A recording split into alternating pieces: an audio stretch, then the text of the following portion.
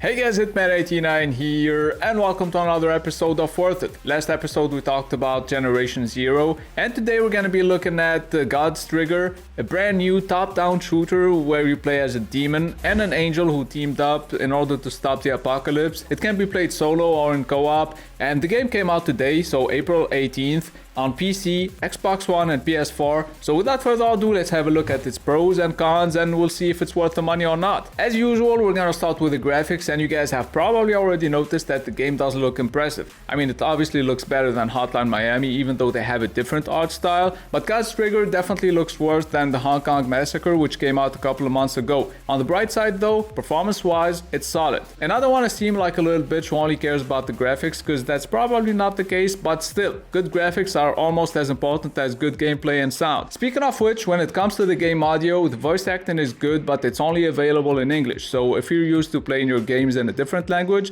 that might be a problem. Moving on to the gameplay, the first thing you should know about God's Trigger is that it's challenging. In other words, it's hard as fuck. You know, this game has got a one-hit kill system, but it's still fun to play. It's not hard to the point that pisses you off and makes you want to stop playing it. Which takes me to the next point: whether you play this alone or with a friend, you're gonna have a good time. Speaking of which, if you play this alone, there are two characters by the way, so if you play single player, you're gonna be able to switch between the two at will. And when it comes to two-player co-op, keep in mind the game has only got local co-op for now, so if you want to play this online, you might want to wait a little bit, because the devs said they'll be adding support for online co-op soon. I mean, post-launch. We don't know when that's gonna happen. We'll see. And by the way, the game was originally designed as a co-op game, but if you play it alone, you'll notice that the level design changes slightly, so you can play and finish the game alone with no problems at all. And the gameplay is deep and very enjoyable. You have a skill tree, you have special abilities, you can become invisible for a short period of time. Speaking of time, you can slow it down and, you know, have some slow-mo action.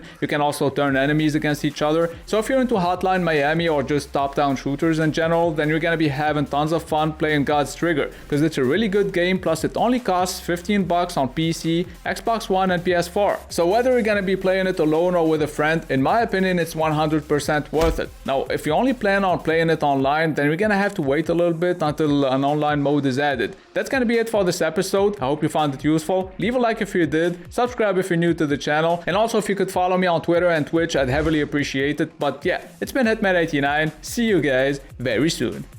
And when it comes to two-player, fuck you, Mike, I keep on touching you, you fucking bitch. And when it comes, it's 100% worth it. Whoa, what is it? What is it? My friend, it's 100% worth it. Trust me. Available in English. So if you're used